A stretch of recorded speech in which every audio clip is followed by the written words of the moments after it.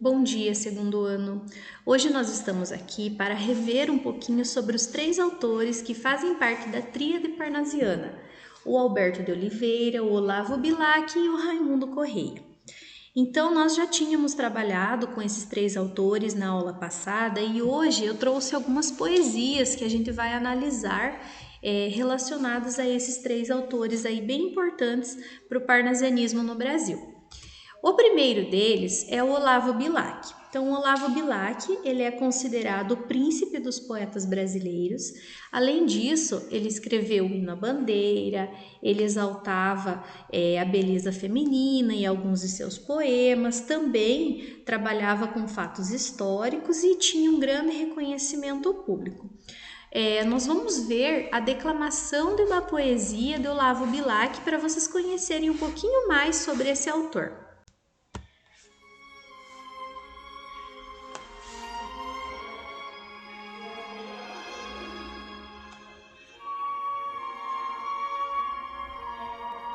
Ora direis ouvir estrelas, certo perdeste o senso. E eu vos direi, no entanto, que, para ouvi-las, muita vez desperto e abro janelas, pálido de espanto. E conversamos toda noite, enquanto a Via Láctea, como um palho aberto, cintila. E, ao vir do sol, saudoso e em pranto, ainda as procuro pelo céu deserto. Direis agora: tresloucado amigo, que conversas com elas? Que sentido tem o que dizem quando estão contigo? E eu vos direi: amai para entendê-las, pois só quem ama pode ter ouvido capaz de ouvir e de entender estrelas.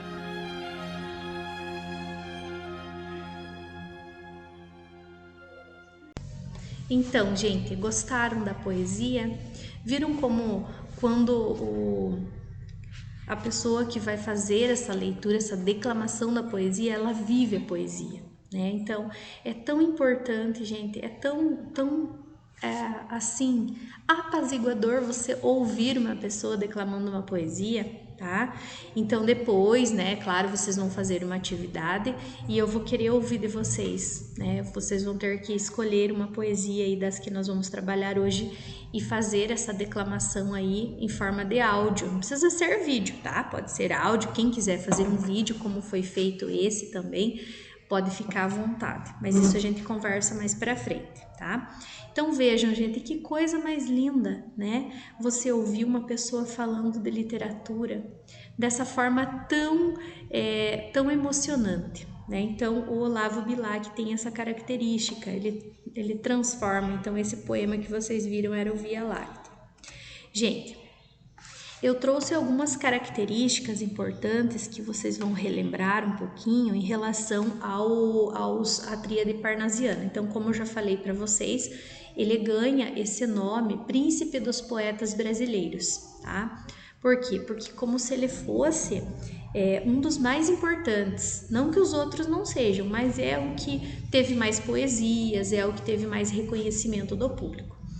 Assim, gente, devotamento ao culto da palavra. Então, como vocês sabem, no parnasianismo, o culto à forma, o culto à palavra, né, são características bem marcantes. Então, como ele é considerado o príncipe dos poetas, essas características dele são todas mais elaboradas, né? Então, ele fez um estudo aprofundado da língua portuguesa, ele conhecia muito bem as palavras, ele usava rimas ricas nos seus poemas, tá?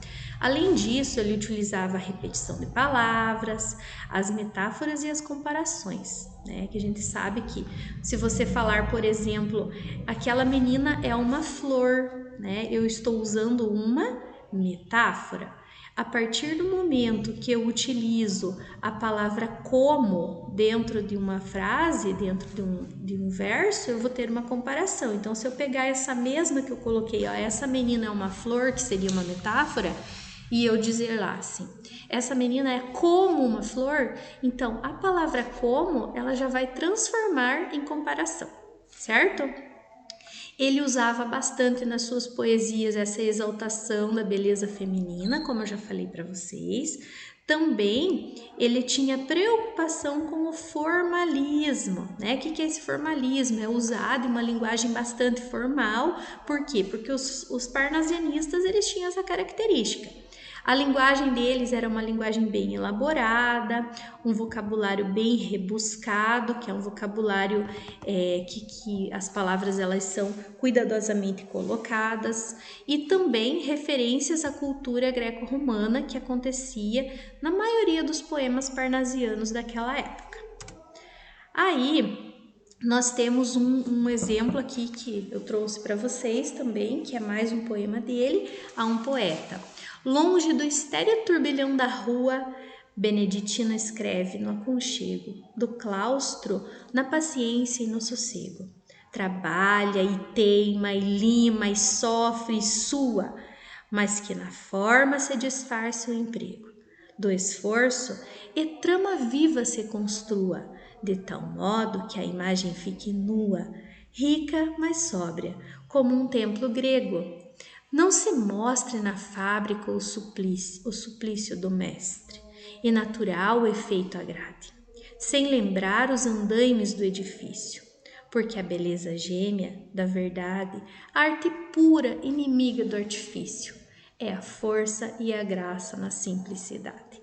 Vejam, gente, que lindo, né? Nós temos aqui rimas, né?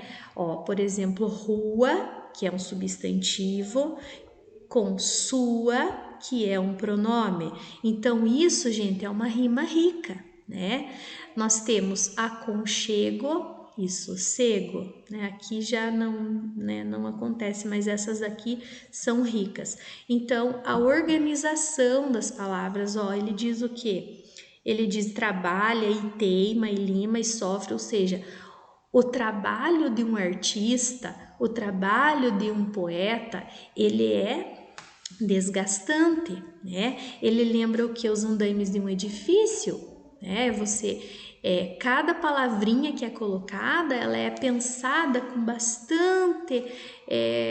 bastante segurança pelo poeta, com bastante cuidado pelo poeta, para quê? Para que ele possa fazer uma poesia bem organizada, uma poesia que chame a atenção do leitor, né? Então vejam, gente, é muito importante, tá? Aí eu trouxe aqui, fiz para vocês uma análise desse poema. Então, ele é um dos sonetos mais famosos do Olavo Bilac. Por quê? Porque ele transmite a visão e os conselhos sobre esse ofício da escrita, né? Como que é trabalhar com a escrita? Ele apresenta o quê? Esse processo de criação poética como sendo um trabalho difícil, um trabalho complicado, um trabalho até sofrido, mas que no final vai ter o quê? Vai ver que esse esforço não foi em vão, né? Então, não deve ficar evidente no produto final, ou seja, a poesia ela nunca vai estar completa. Eu sempre posso colocar, acrescentar, mostrar, buscar coisas novas para serem colocadas, tá? Então, gente, vejam, apesar de todos os modelos que eram colocados em relação daquela época, o que ele defende? O que o eu lírico defende? Suplício do mestre não deve ser visível, né, para o leitor. Ou seja, o leitor ele não precisa saber de toda essa dificuldade que o autor teve, que o eu lírico teve, certo? Por quê? Porque ele deve perceber que o fruto, ou seja, o final de tudo, é um processo natural e harmonioso. Então, isso que traz essa diferenciação em relação aos outros poetas, né? Então, na perspectiva dele, o que seria a beleza? A beleza é a ausência dos artifícios, naquilo que é aparentemente simples, ou seja, não precisa fazer uma poesia subjetiva como os românticos faziam, né? Por quê? Porque mesmo que o processo teve na sua origem essa dificuldade e tenha sido complexo, ele não pode ser mostrado para o leitor. Então, é uma análise dessa poesia que nós vimos ali do Olavo Bilac. O próximo autor é o Alberto de Oliveira. Então, gente, o Alberto de Oliveira escreveu, dentre outras obras, ele escreveu essa, o Vaso Grego. Então, olhem que bonito, gente. Esta de áureos relevos, trabalhada de divas mãos, brilhante copa um dia, já de aos deuses servir como cansada, vinda do Olimpo a um novo Deus servia. Era o poeta de Teos que o suspendia. Então, ora repleta, ora esvazada, a taça amiga aos dedos seus tinia, toda de roxas pétalas calmada. Depois, mas o lavor da taça admira, toca e do ouvido aproximando as bordas, finas as de lhe ouvir, canora e doce, ignota a voz. Qual se da antiga lira fosse a encantada música das cordas? Qual se essa voz de Anacreonte fosse? Então vejam, gente, essa análise que eu fiz aqui do ladinho para vocês poderem observar. Então vejam, as palavras que estão escritas em vermelho, como áureos, como brilhante, como divas, como novo, são o quê? São adjetivos, são características que nós damos para os substantivos. E as de azul são os substantivos, relevos, copa. Então é uma característica do Alberto Oliveira fazer isso, colocar o adjetivo antes do substantivo. Então, ele usa aqui a ordem inversa. Por quê? Porque a ordem normal seria esta de relevos áureos. Nós temos, dentro de uma lógica na língua portuguesa, o substantivo vir antes do adjetivo. Aqui ele fez algo diferente. Outra coisa importante, a objetividade que ela é trabalhada nessa obra. Por que objetividade? Para ser diferente do romantismo. Por quê? Porque eles criticam as características do poema do romantismo. Por quê? Porque eles eram muito subjetivos. Então, essa objetividade é uma característica de todas as obras parnasianas. Essa linguagem formal, né, essa busca pela perfeição, organização, rima, né, trabalhada, cansada, dia servia, né, olhem que legal aqui, né, nós temos essas rimas ricas que acontecem ali, A, B, B, A, né, ou melhor, A, B, né, não A, B, B, A. Por quê? Porque o trabalhada rima com cansada seria o A e o dia rima com servia, que seria o B. Mitologia grega, nós temos quando ele fala lá, poeta de Teos, né? Também quando ele fala vindas do Olimpo. Então, tem várias observações aqui relacionadas a essa mitologia grega. Né? Dentro do parnasianismo também, qualquer objeto inanimado pode virar poesia, ou seja, um vaso virou uma poesia. Os versos, né, são todos decassílabos, que são 10 sílabas poéticas. Então, quando a gente faz a escansão, a gente observa, né, que são 10 sílabas poéticas. Também, gente, a taça, ela representa o quê? Representa a poesia do poeta, né? Ele seria o quê? Seria com vozes finas, vozes canoras, vozes doces, né? Então, vejam que interessante. E também nós temos uma metonímia, uma figura de linguagem, que trata da substituição, né, da poesia pela musa, né? Então, a taça, ela faz o quê? Ela se humaniza, né? Ela se humaniza quando fala que ela tem uma voz canora e doce quando ela é tocada pelo poeta. Então, gente, a gente poderia ficar aqui o dia inteiro analisando os poemas parnasianos e tantas características que ele traz, tá? Então, são bem interessantes essas obras, lembrando também, né, que o Alberto de Oliveira, a poesia dele era eminentemente descritiva, tá? Por isso que vocês observaram como que ele descreve esse vaso. Também, geralmente ele usa objetos decorativos, ele tem essa rigidez formal, né, que a gente viu ali, e são características que servem para ele. O próximo autor da tríade parnasiana é o Raimundo Correia. Então, gente, o Raimundo Correia, ele também traz nas suas obras alguns poemas ali interessantes, e eu trouxe para vocês As Pombas, que é um poema assim que eu gosto bastante. Então, ouçam. Vai-se a primeira pomba despertada, vai-se outra mais outra, enfim dezenas.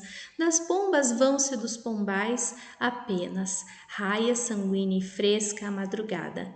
E à tarde, quando a rígida nortada sopra aos pombais de novo elas, serenas, ruflando as asas, sacudindo as penas, voltam todas em bando em revoada.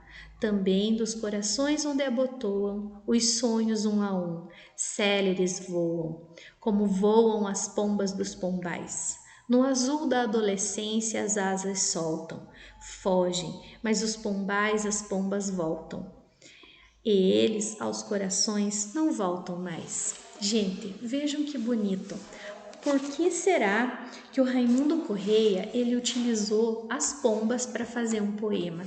Por quê? Porque a pomba ela é um símbolo da pureza, ele é um símbolo da paz, é um símbolo da elevação espiritual, que tem algumas características já do simbolismo que vai ser o próximo conteúdo que a gente vai estudar. Além disso, ela também é o quê? Ela é um sinônimo de liberdade, né? Sinônimo de liberdade. Eu quando penso em pomba, eu penso em paz e eu penso numa mágica, né? Quando o mágico tira aquela pomba da cartola, né? Ele faz o quê? Ele dá liberdade para essa pomba, né? Além disso, dentro da análise, a gente pode dizer o quê? Que ela representa uma conexão do céu e da terra. Por quê? Porque ela frequenta os dois ambientes. Então, ela vive no pombal, né? Mas ela voa, ela busca novos horizontes.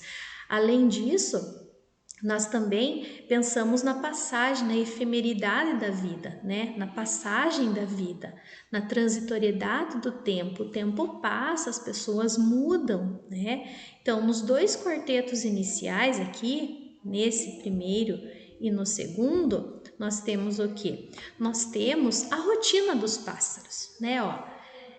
Vai-se a primeira pomba, mais uma, enfim, dezenas, né? E daí ali também, sopra os pombais, de novo elas serenas, e assim, eles descrevem essa rotina dos pássaros. Esses versos, esses 8 versos, tanto o primeiro quanto o segundo estrofe, eles ilustram toda essa movimentação, né? Ou seja, essa rotina dos pássaros. Os 2 tercetos finais, o que eles fazem? Eles têm uma abordagem distinta, uma abordagem diferente, fazendo o quê? Fazendo uma associação com o desabrochar do ser humano. Olhem que bonito isso, gente. Desabrochar do ser humano e o movimento de ida e vinda das pombas. Também dos corações onde abotoam os sonhos um a um, céleres voam, como voam as pombas dos pombais. Né?